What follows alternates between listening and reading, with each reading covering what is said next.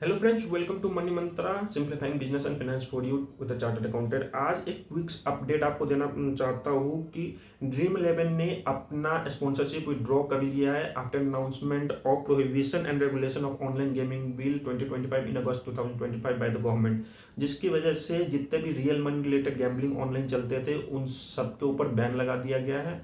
ये आपने मेरे लास्ट वीडियो में देखा होगा। इस बैन की वजह से ड्रीम इलेवन जैसे स्पॉन्सरशिप जो अराउंड $43 मिलियन का कॉन्ट्रैक्ट था विथ बीसीसीआई, जो अब कुछ भी रेवेन्यू इंडिया से जनरेट नहीं कर पाएगा, इसी रीजन देते हुए कि ड्रीम इलेवन ने विड्रॉ कर लिया। विड्रॉ की वजह से ड्रीम इलेवन के ऊपर कोई पेनल्टी नहीं लगेगा दोस्तों, because there was a clause written their agreement कि अगर गवर्नमेंट कोई भी बैन इम्पोज करता है and their core business is getting affected by that ban, in that case BCC Dream Eleven can withdraw without any penalty cost to him.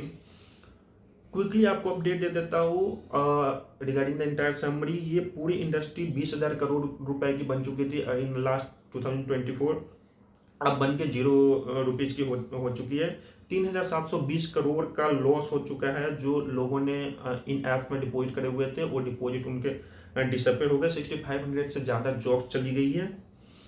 Government को 10,000 से 12,000 करोड़ का GST और डायरेक्ट टैक्सेस फॉर्म में revenue loss होगा। Around 450 million users थे इन websites और apps के जो हाईली एडिक्टेड हुआ करते थे। उनको किसी को financial distress, mental issue, suicidal cases भी रिकॉर्ड किए गए थे इन कर्नाटका, और अब ये बैन इन इफेक्ट है।